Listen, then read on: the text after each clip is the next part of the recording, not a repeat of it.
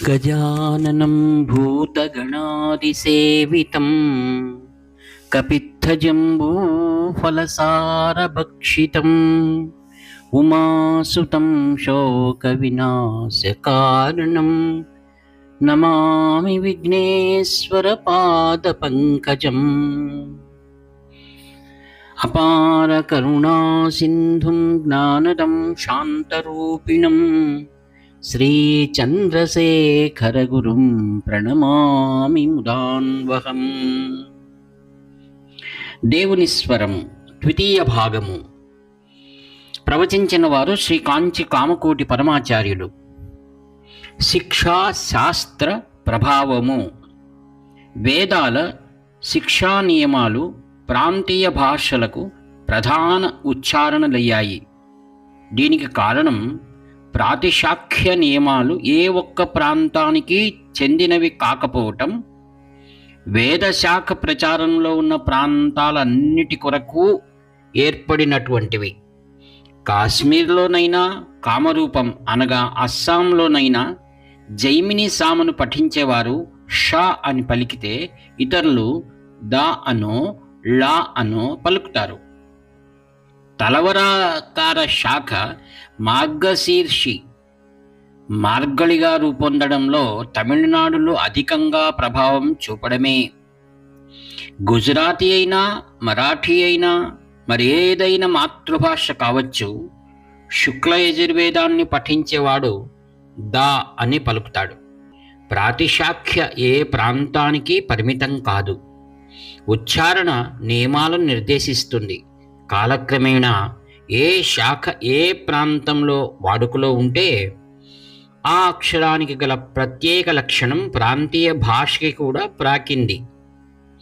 మాసనామములు. కృష్ణ యజుర్వేద శాఖకు చెందిన వారు ఆ స్థలంలో దాగా పలుకుతారు. తెలుగు వైష్ణవులు తిరుపతిలో ఇతర విష్ణాలయాలలో దివ్య ప్రబంధాన్ని గానం చేస్తారు. తిరుపతిలో తమిళ తిరుప్పావైను గానం చేసేటప్పుడు మార్గళిత్ తింగల్గా తెలుగువారు పలకటం కష్టమవటంతో మార్గదిత్ తింగల్ అంటారు. మన పరిశోధన ప్రకారం మార్గశీర్షి నుండి తమిళ మార్గళి ఏర్పడింది. ఒక భాష గొప్పతనం వేరొక భాషతో ఎలా విభేదిస్తుందో మీకు ఒక ఆలోచన రూపొంది ఉంటుంది. అదేవిధంగా సంస్కృతంలో కల ఇతర మాసముల పేర్లు తమిళంలోకి ఎలా మారాయో దీనిని బట్టి మీరు గమనించండి. సాధారణంగా ఇంతకుముందు పరిశీలించిన దానిని బట్టి ఒక మాసనామం పూర్ణిమ నాటి నక్షత్రం నుండి ఏర్పడుతుంది. చైత్ర పౌర్ణిమ ఒక పవిత్రమైన రోజు. తమిళ చిత్తిరై సంస్కృత చైత్ర నుండి ఎక్కువగా మార్పు చెందలేదు. వైశాఖ మాసం విశాఖ నక్షత్రంతో సంబంధం కలది.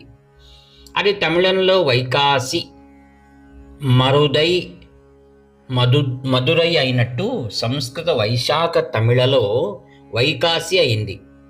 బెంగాల్లో ఆ మాసం వైశాఖిగా పిలువబడుతుంది. విశాఖ నక్షత్రం నాడు నమ్మళ్వార్ జన్మించారు.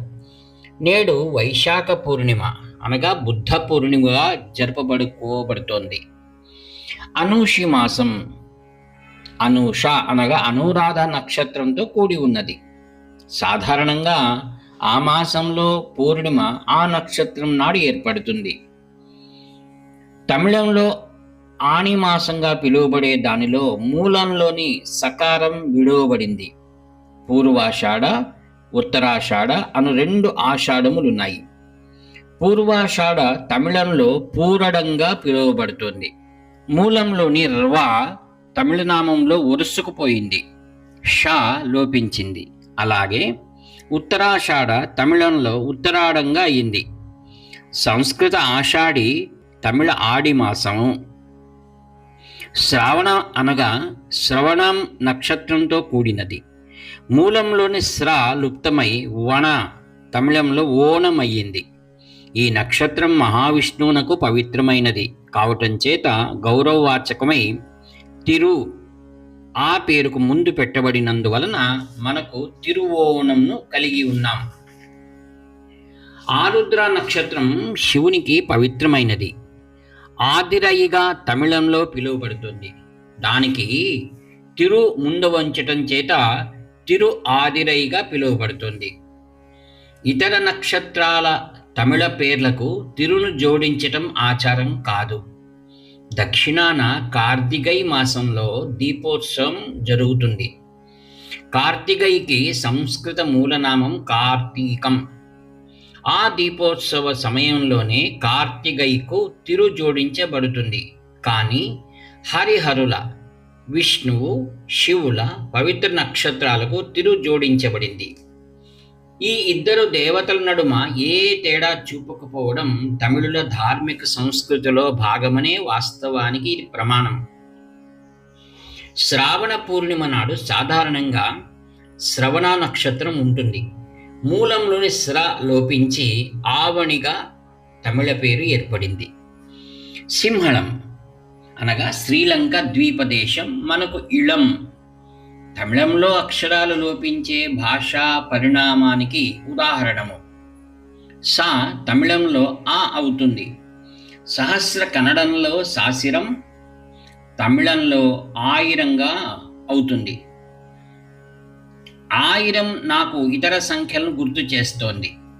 తమిళ సంఖ్యావాచకాలైన ఒన్రు, ఇరుండు, మూండ్రు అనగా 1, 2, 3లకు సంస్కృతం ఏక, ద్వి, త్రీణిలతో పోలిక కనపడదు.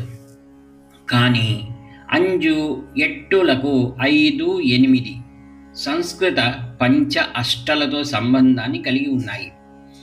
ఇంగ్లీషు సంఖ్యావాచకాలైన 2, 3లు సంస్కృత ద్వి, త్రీలతో సంబంధం కలిగి ఉన్నాయి.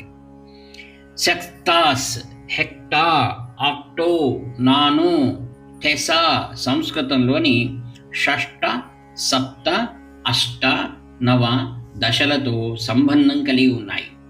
కానీ మొదటిదైన ఒన్ సంస్కృత ఏకతో ఏ మాత్రము సంబంధం లేనిదిగా ఉంది. కానీ అపూర్వంగా అది తమిళ ఒన్రుతో కొంత సంబంధం కలిగి ఉంది. తమిళ ఒన్రులో ఓ, సంస్కృత ఏకలో కా కలిసి తెలుగు ఒకటి అయ్యింది. దీనిని అంతా మనం పరిగణిస్తే జాతిపరంగా మనమంతా ఒక్కటి. భాషాపరంగానూ సంస్కృతం, ద్రవిడ భాషలు ఒకే మూల భాషను కలిగి ఉన్నాయి. సింహళంలో సా, సింహంలో హ లోపించి ఇళం అనే పదం ఏర్పడింది. ఆ లాగా మారి ఇళం అయ్యింది. ఆషాఢలాగా పురోష్ఠపద కూడా పూర్వ మరియు ఉత్తరాలను కలిగి ఉంటుంది. పూర్వ ప్రోష్ఠపద తమిళంలో పూరట్టాడి అయ్యింది. అష్ట అట్టగా మారటం మనకు ముందే తెలుసు. ఉత్తర ప్రోష్ఠపద తమిళంలో ఉత్రట్టాడి అయ్యింది. ఈ నక్షత్రం లేదా దాని దగ్గరగా ఉన్నప్పుడు పూర్ణిమ వస్తే అది తమిళ మాసం పురట్టాసి అవుతుంది. అది ఎలాగో ప్రోష్ఠపది నుండి వెలువడింది. ఆశ్వయుజ, అశ్వని, అశ్వతి అని మనం అంటాం. పూర్ణిమ నాడు అశ్వని నక్షత్రం వలన ఆశ్వయుజ లేదా ఆశ్వయుజి మాసం ఏర్పడుతుంది. అది తమిళంలోని ఐపాసి. సంస్కృతంలో కార్తీకం ఎక్కువగా మార్పు చెందలేదు. దానికి సమానమైనది తమిళంలో కార్తికై, తిరుకార్తికై దీపోత్సవం సాధారణంగా పూర్ణిమ నాడు వస్తుంది. మార్గశీర్షి మార్గళిగా ఎలా అయ్యిందో నేను చెప్పాను. ఆ మాసంలో పూర్ణిమ తిరువాదిరై లేదా శివునికి పవిత్రమైన దినంగా జరుపుకోబడుతోంది. పుష్యమి తమిళంలో పూసం. తమిళనాడులో మనం పూసం అనేది పునర్వసు లేదా పునర్పూసం నక్షత్రం ద్వారా ఏర్పడింది. దీనికి సంస్కృతంలో పునర్పుష్య అనే సమాన పదం లేదు. పౌష్య పుష్యతో సంబంధం కలిగి ఉంది. పుష్య త్రైష్యగాను తెలియజేయబడుతోంది. తమిళ త్రైమాసం పేరు తైష్యలో 2వ అక్షరం లోపించి ఏర్పడింది. మఖా నక్షత్రం పేరు మీద మాఘమాసం ఏర్పడింది. తమిళంలో అది మాసి. సీతో పూర్తయ్యే ఈ పదం వైకాసి, పురట్టాసి, ఐపాసిలను గుర్తు చేస్తోంది. పూర్వ ఫల్గుణ, ఉత్తర ఫల్గుణ అనే 2 నక్షత్రాలు ఉన్నాయి. వీటిని సూచించే తమిళ పేర్లలో సంస్కృత మూలంలోని ఫల్గుణ అనే ముఖ్యమైన భాగం లుప్తమైంది. అందువల్ల తమిళంలో పూర్వ ఫల్గుణ పూరంగా, ఉత్తర ఫల్గుణ ఉత్తరంగాను అయినాయి. కానీ ఉత్తర ఫల్గుణ నక్షత్రం నాడు పూర్ణిమ ఏర్పడే మాసం తమిళలకు పంగుణి. దక్షిణాన ఎన్నో చోట్ల ఇది పండుగ రోజు.